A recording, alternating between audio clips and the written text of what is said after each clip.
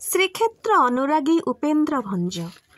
ତରଙ୍ଗ କଲ୍ଲୋଳିତ ସୁନୀଳ ସାଗର, ତାହାର ସ୍ୱର୍ଣ୍ଣାଭ ବାଲୁକାକୀର୍ଣ୍ଣ ରମଣୀୟ ବେଳା ଓ ସବୁଜ ବନ ବଳୟିତ ମନୋଜ୍ଞ ସ୍ଥାନଟିଏ ଶ୍ରୀଜଗନ୍ନାଥଙ୍କ ଅଧିଷ୍ଠାନ କ୍ଷେତ୍ର ଯୋଗୁଁ ଏହା ସ୍ମରଣାତୀତ କାଳରୁ ଲାଭ କରିଛି ସର୍ବଭାରତୀୟ ପ୍ରସିଦ୍ଧି।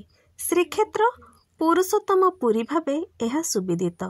ଶ୍ରୀଜଗନ୍ନାଥଙ୍କ ଉପାସନା ସହ ସମ୍ପୃକ୍ତ ଦୈନନ୍ଦିନ ସେବା, ଯାତ୍ରା ଉତ୍ସବ ପ୍ରଭୃତି ଯୋଗୁଁ ଏହି ପୀଠ ସର୍ବଦା ଚଳଚଞ୍ଚଳ ଓ ବର୍ଣ୍ଣାଢ୍ୟ। ଭାରତ ତଥା ଉତ୍କଳର ବହୁ ଭକ୍ତ ଜ୍ଞାନ ଗୁଣିକ ଚିନ୍ତା ଓ ଚେତନାକୁ ଏ ଭୂମି ଯେପରି ପ୍ରଭାବିତ କରିଛି ତାହାର ପଟାନ୍ତର ନାହିଁ।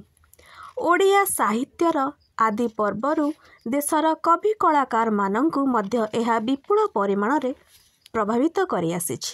ଶ୍ରୀକ୍ଷେତ୍ର ଓ ଶ୍ରୀଜଗନ୍ନାଥଙ୍କ ବର୍ଣ୍ଣନାରେ ଓଡ଼ିଆ ସାହିତ୍ୟର ବିଭିନ୍ନ ବିଭାଗ ସୁସମୃଦ୍ଧ।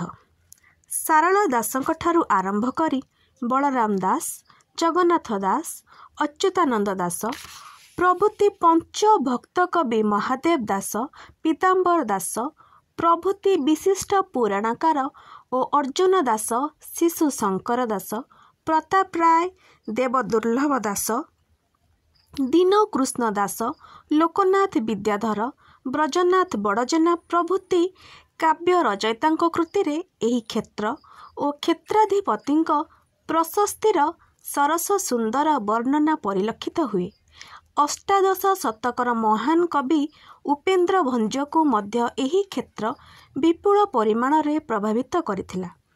କବିଙ୍କ ରଚନାବଳୀରୁ ଏହା ଉତ୍ତମ ରୂପେ ଜାଣି ହୁଏ। ଘୁମୁସର ରାଜବଂଶର ସନ୍ତାନ ହୋଇଥିଲେ ହେଁ ରାଜକୀୟ ଭୋଗ ବିଳାସ ସମୟ ଜୀବନ ଯାପନ ତାଙ୍କ ପକ୍ଷେ ସମ୍ଭବ ହୋଇନଥିଲା। ତରୁଣ ବୟସରେ ଏହି କ୍ଷେତ୍ରର ଆକର୍ଷଣରେ ସେ ଏଠାକୁ ଆସିଛନ୍ତି ଓ ଏଠାରେ କିଛି କାଳ ଅତିବାହିତ କରିଛନ୍ତି। ଏହି କ୍ଷେତ୍ରରେ ରହି ସେ ଦେଖିଛନ୍ତି ସାଗର ଓ ଏ ଭୂମିର ନିଃସର୍ଗ ସୌନ୍ଦର୍ଯ୍ୟ।